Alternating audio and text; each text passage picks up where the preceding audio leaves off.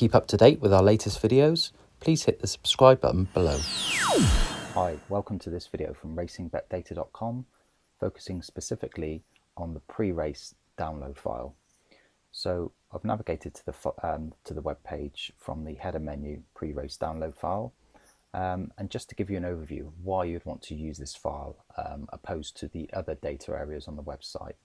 So the pre-race download file is updated every morning around between 8 and 9 a.m. in the morning, and it contains a full comprehensive list of every horse running or due to run that day, along with its full history and a load of other variables around that horse that we're going to be covering in this video. So the reason you'd use that perhaps opposed to the data dashboard, for instance, the data dashboard is great if you wanted to export a load of data from the past or analyze from specific days gone by. You can obviously also look at today's racing output as a summary, but the pre-race download file is really the one-stop shop for where you want to go for looking at today's racing and analysing that horse's history against potentially other horses in the race. The results and odds downloads file is obviously for after the race is finished or during the course of the day. You can look at the updated odds and movements as the horse ran and the finishing positions. But the pre-race download file, as I said, this is what we're going to be covering in this video, and this is probably the best place to go and get the data the morning of a race. So without any further ado, let's download the file and get into it, shall we? So you can see I'm already logged in. My account status is up there. We've got the archive file options down the right hand side, and then to download today's file we simply click the download file option here, and then your download will begin and open up when ready. So here's the pre-race download file. Along the bottom we have tabs representing each of the race courses due to schedule racing for the day. Depending on how many there is, you may need to use this the arrow options to go to the left or right. And then we have the combined tab as well, which is a combination of all of the tracks amalgamated into one page. Okay, horses are sorted alphabetically, and then you have their history chronologically as well. So looking at Ahazia, that's running today at Ballinrobe, you have its full race history, and I'm just going to highlight that because we'll work on this horse as being the top one as the example. So just put some colour on that just to make it stand out from the rest. And I'm just going to work left to right. A lot of these columns will be self-explanatory, others may not be. So this video is intended to sit on the site and also on YouTube, so anybody can reference it at any point in time. And perhaps understand a bit more about the headings and the columns and what they mean, and obviously feel free to get in touch with us should you have any questions. So we have the furthermost left column is the date that the horse ran or is running, and as I said, we have today's as the last, so it's chronological. We have the country that the track is in, and then the track name itself. We have the going in column D, and obviously for the races due to happen today or the upcoming day, the going is how it's declared first thing in the morning. That going can change as the day evolves coming up to post time, and the going can actually change within the meeting, so it can change from what it was on the first race of the meet compared to the fifth or sixth race of the meet. So you need to keep an eye on that if you're using going as one of your criteria.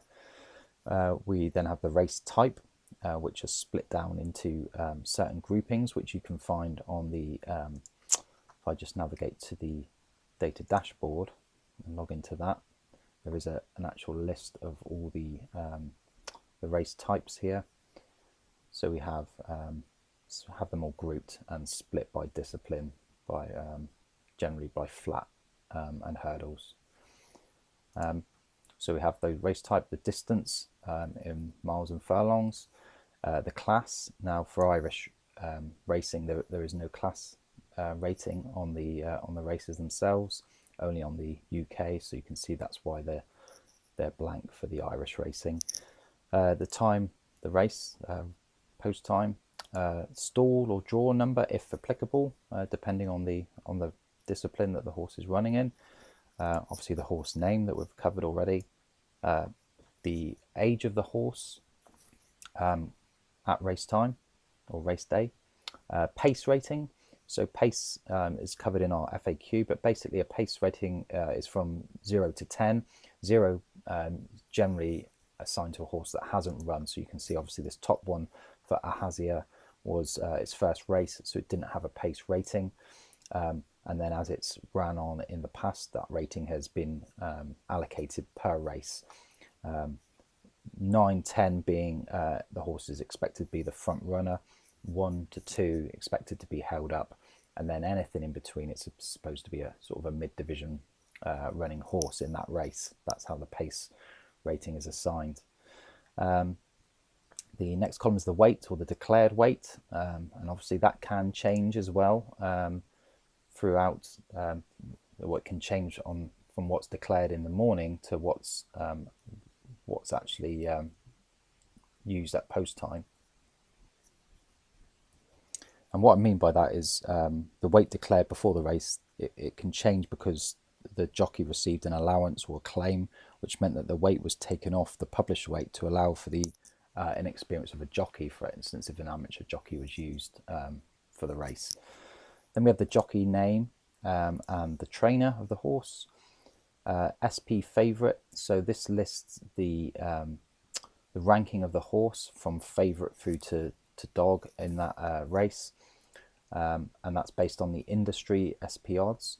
Now obviously for the horse that hasn't run yet, so for today's upcoming race, that's ranked on predicted industry SP, not the actual, because the actual isn't known until after the race has been run.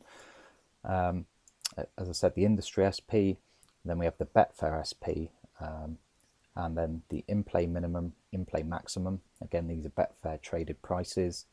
The predicted industry SP, so this is also known as the tissue price, where we have a 9999. You can see here that the horse was probably a reserve, so it didn't actually have a predicted or tissue price because it's not included in the expected running list for that race, but it did in fact in this case end up running as a replacement or reserve horse.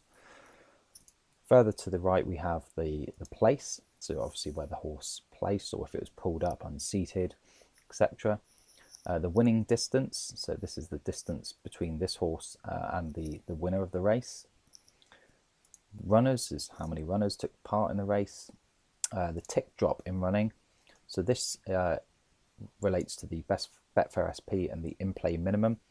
So each increment of odds within the Betfair market is called a tick, and that shows how many that horse dropped in running from the Betfair SP to the in-play minimum. You can see this one here is a minus, so actually the horse didn't trade below the SP for the entire race. Okay, where we have 15, so the horse dropped by 15 ticks from its SP through to the minimum. And then we have the tick increase, and this is only used where the horse won the race. So if I just scroll down and find one here a bit further down, because the horse we're looking at hasn't actually won. So this horse started off with an SP of 6.99 and never traded above that. So that's why there's a minus there. So the highest it traded in running was 5.4. Now, when we use it on this sheet here, the summary, this assumes the maximum and minimum have been traded at £100 or more. So if testing, that gives you a bit of guarantee that you would have got a match at those odds. Obviously there are volumes that are traded at much lower, sometimes even pence, so they're not published in this sheet, because if people are testing and checking, they would be thinking, well, the horse traded down to a certain level in running, I would have got matched at that. But using £100 as the cutoff, which is recognised throughout most websites and pages that publish these sort of odds. Then we have the percentage of the SP drop. So instead of being the tick drop, this is a percentage of the best Betfair SP that dropped in running, or in this case we've got the minus. It didn't drop, so the lowest was 28% above the Betfair SP in running, and the same for the increase as well. So it's shown as a percentage of the Betfair SP. Runs in the last 18 months, pretty self-explanatory. So this shows as a running total how many runs that horse has made in the last 18 months. Which you can see here it had 13, and that dropped down because it had a break there. So you can see that it had a 4-month or 3.5 month break. So this figure is always updating as the years and days go by. Looking at column AD through to AH, we've got the last time out +2, +3, +4, +5. So the last 5 races, the percentage SP drop. So this shows where we just looked at the SP drop here. You can see the last 5 relating to the last 5 in the column. So these are summarized, if you like, again chronologically. And then we also have the last time out, +1, +2, 3, 4, 5, last 5 races, the in-play low price that this horse traded at. And again, that's taken from the in-play minimum column here. So you can see these figures pretty much transposed across into here. Okay. We have the wins in the last 5 races, which is a rolling total as the horse progresses.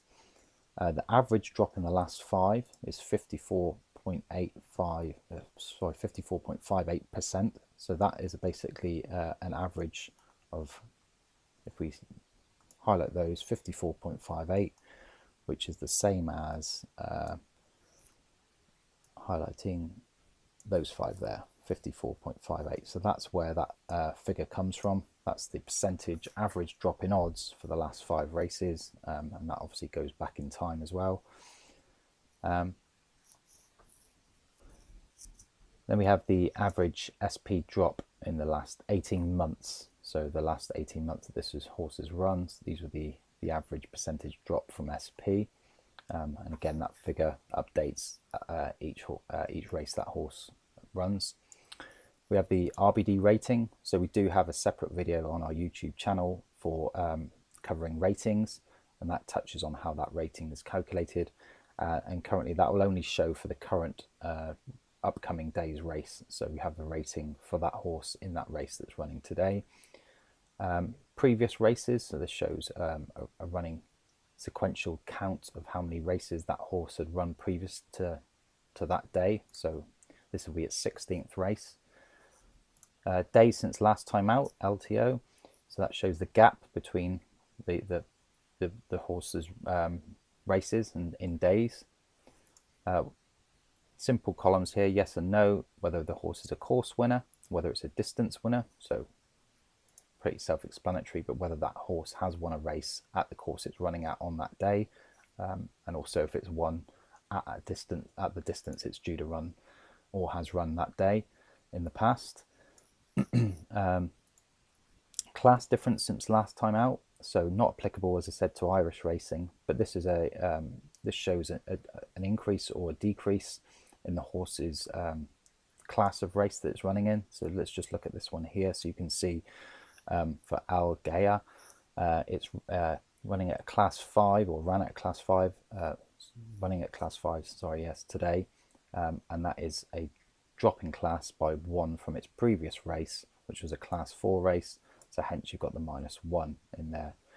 The official rating difference since last time out, so the official rating is in column BH, and we'll come to that in a moment, so I'll touch on the difference as well when we get there towards the end. And then we have some pretty self-explanatory, again, columns here. So it shows course wins is a count of how many times the horse has won at the course it's running at for that specific day. Same for distance, same for class where applicable, and same for going as well. So where a horse has won over a certain going for that day. The distance summarized in furlongs alone, because I know some users like to see that as a furlong calculation rather than the miles and furlongs.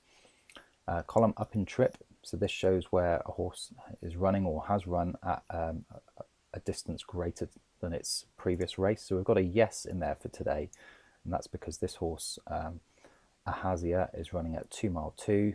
Its previous race was 2 mile 1. So this is rounded to a full furlong. So if that was a 2 mile, so say for instance that was a 2 mile 1 and this was a 2 mile 1.5, then that would show as a no. So the half furlong isn't counting, but it's as it's up by at least a furlong, it's showing as a yes.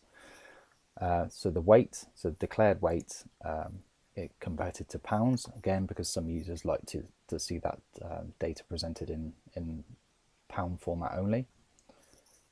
And then we have the weight difference since last time out. So this shows that the horse is up a pound. We've got here down by £6 from its previous race, up by £41, and so on. So that's the difference between the weight and the declared weight to the last time out. Then we have a tare weight column, and the tare weight is basically the sum of the difference in official rating added to the weight difference. Very useful for anyone looking at handicap races specifically, and they can use this information to look at where a horse potentially has an edge or is running at or below standard for that race. And this is quite powerful, can be used to break down class movers as well. So where you've got big jumps, that obviously signifies where a horse has been given a rating for the first time, and that takes us on to the handicap race rating. So we can see here in column BG, you can see that Ahazia doesn't actually have anything in this column for today's race, but the horse below that we've already sort of looked on, Algaia, does. Now that's because this rating is only applied to handicap races. So Ahazia is not running in a handicap, whereas Algaia is. And actually looking at this, Windsor, you can see here that the going cell is blank, and that's because Windsor's just actually been postponed. So that that race meeting isn't taking place this morning. But for the purpose of the video demonstration, let's ignore that fact and let's just look at the race rating, which we're touching on anyway. So just to explain what the race rating is and link to the official rating, basically handicap races are where the best or better horses in the race are made to run with additional weight in order to slow them down and make the race a bit more competitive. So the amount of extra weight that a horse is given is based on the rating that they've been assigned, and that rating can change on a weekly basis based on that horse's performance. So if the horse, for instance, is performing well and winning races, then the handicap will go up. Generally, if the horse is not performing well, is running poorly, then that handicap will go down. So how a horse gets a rating, you can see here that these couple of horses that we're just looking at the top of the screen don't have ratings for the first couple of races, and that's because an official rating will only be assigned once the horse either wins a race or it doesn't win in 3 races but does finish in the top 6 in one of those races. If the horse doesn't do any of those, then it just carries on racing until it does, and at that point an official rating is given to that horse. Now the ratings vary between a flat and jump. So a flat race horse will have a rating between 0 and 140, and a jump race horse between 0 and 170. And as I said, those are reviewed on a weekly basis. So in terms of the handicapping, basically the best horse in the race will be given additional weight in order to slow that down, make it more competitive, and the weight they're given is based on the official rating. So let's say, for instance, a horse with a rating of 85 is running, and a horse with a rating of 75 is running in the same race. The horse with a rating of 85 will have a £10 weight penalty applied to it, said in order to make the race a bit more even. So let's just focus on today. So we can use the filter here and look at today, and then let's focus on one of the races. So let's say the 320. 320 at Ludlow. So you can see here the race rating for this race. Just scroll back, so it's a handicap hurdle. and the race rating is 0 to 130, and the official rating of those horses is in the column BH. So using the official rating, the race rating, the tare weight, the weight since last time out, and the official difference, the official rating difference since last time out, you can use those 5 columns as key indicators as to likely performance, overperformance or underperformance of horses within that race. Okay, so just going to take the filter off here and return, because we've got one more column to look at, and that is the headgear column. And these are just abbreviations of any headgear that horse have ran in or is due to run in for the race itself. And those headers you can find on our website. Again, I've gone to the data dashboard here and scrolled all the way down, and there's a filter section called headgear, which gives all the options, and then the combinations are found within this key. So these abbreviations are found within the key there. Okay, so that pretty much explains the pre-race download. Lots of information in there. You are probably not going to need all of it, but everybody probably will use a combination of different criteria within here. So it's all valuable, all useful information, be it the pace rating, the tissue price, the drops in odds, whether it be the days since last time out, whether the horse is a course and distance winner, or whether it's changes to the official rating and the weight that horse is carrying. There are so many angles that you can use, and all of this information is available in one file in one click.